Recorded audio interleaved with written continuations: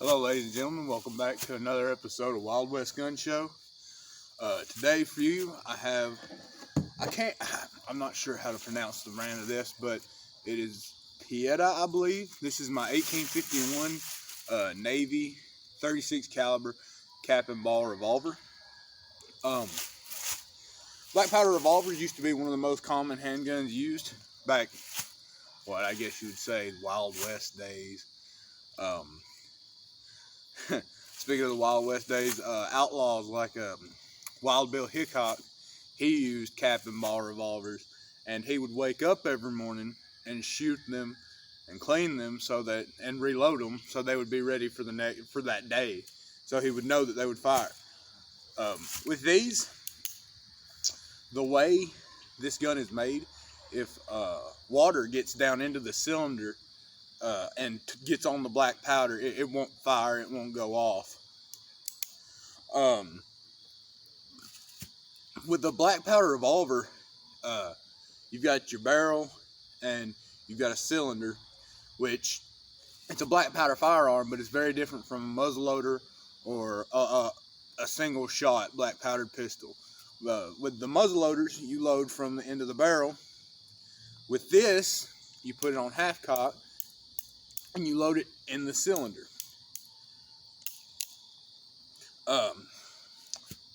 These use black powder, which is what I've got in my little, can't think of what this thing is called.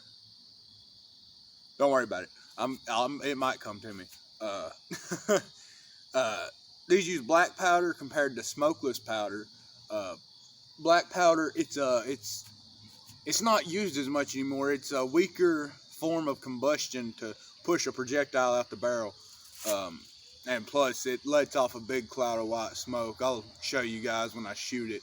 Lets off a big cloud. Smokeless powder, when it started coming in and taking over, everybody took effect to it. Had more power, more range. It didn't let off the big cloud of smoke, so if you were shooting at an enemy, they couldn't just be like, well, there they are. Let's see here.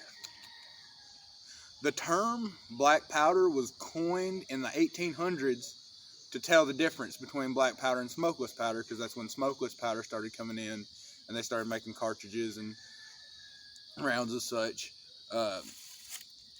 This is the first black powder gun I've had on the show, so I feel like I need to go into depth with this gun a little bit to kind of break down, for people who don't own guns and don't collect guns, kind of break down what the difference is between a black powder firearm, which this right here, this firearm is for somebody who's got a very good knowledge. I don't want to say advanced and make myself sound like some kind of cocky dude, but you got to have a really good understanding of firearms if you want to own something like this, because you got to be careful with something like this.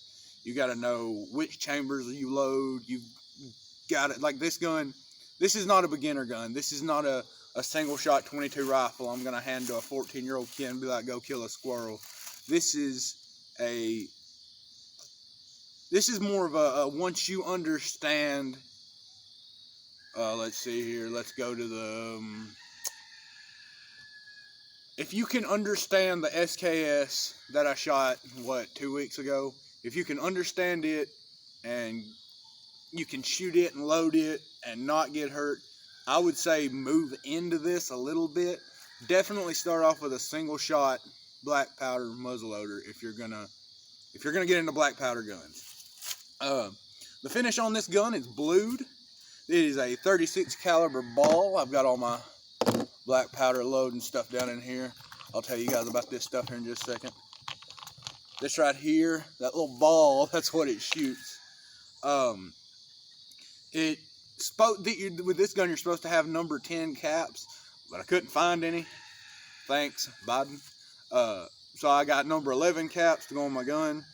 It has a 7.5-inch barrel. This one right here, this is the Pieta 36 cal 1851 Navy. You can find one of these brand new for $279.99. I got mine at a gun show. I definitely recommend going to a gun show and buying a gun. You'll find them cheaper sometimes. Like this one was never fired until I got it, and I fired it, which that's how I am with every gun. It's a percussion pistol which means it runs off percussion caps. You see this little nipple on here on the cylinder, which it's kind of hard to see. I'll give you guys a close-up here in a minute. You put a cap on the nipple, so I'll go ahead and run it through before I load it. I'll go ahead and run this through with you guys. So what you want to do is you put the gun on half cock and hold the barrel away from your face, but you want to be able to see down in that cylinder and make sure that there is nothing in each hole. This isn't like a Colt. Colts were made a lot better. You've got U-Birdie. U-Birdie makes really good guns. This one was $200. I've always wanted a black powder revolver, and it's not misfired yet. I hadn't had any problems out of it. Well, one little problem I've had out of it is every now and then the hammer will lock up, but that's because I'm pretty sure it's because I'm using number 11 caps and pieces of it work down into there. But that's on me, not on them. U-Birdie, they make really good, well, I guess you could say reproductions or aftermarket guns.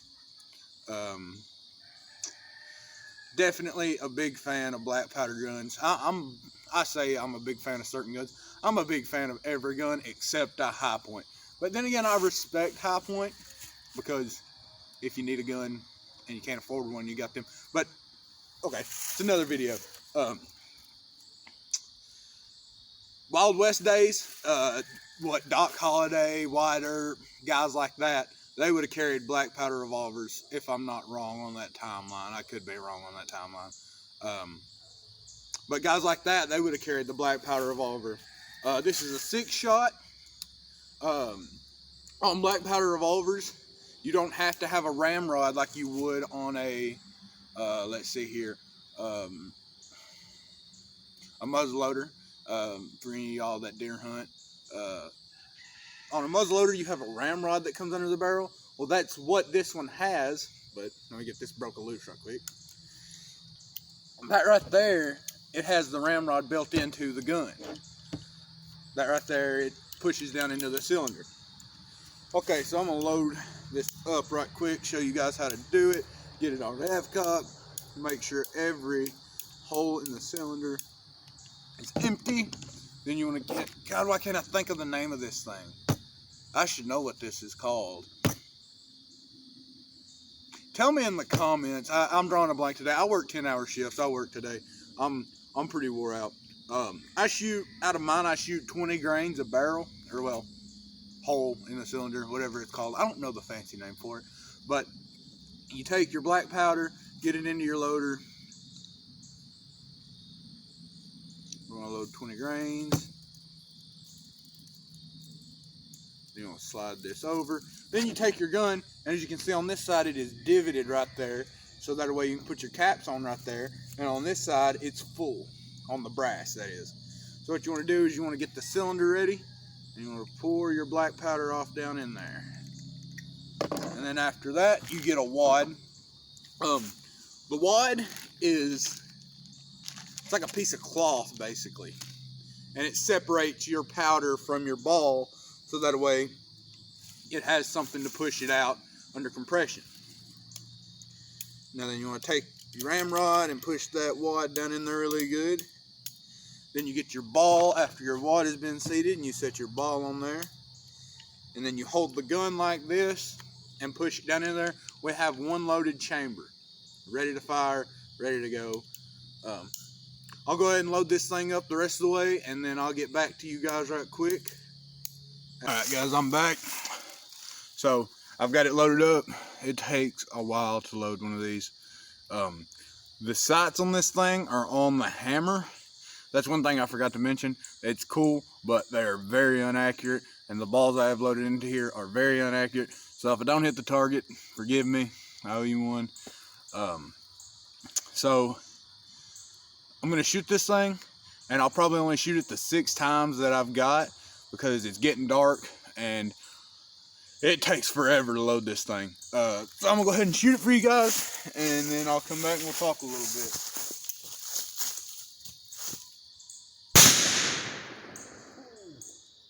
Big old fireball.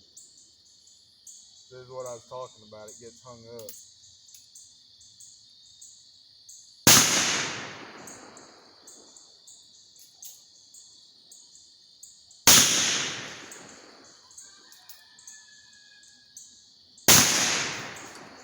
hit it. Oh, I think I got another one in there. And this is the last shot of this week.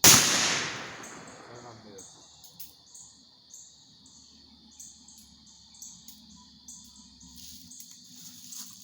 Make sure all those fired.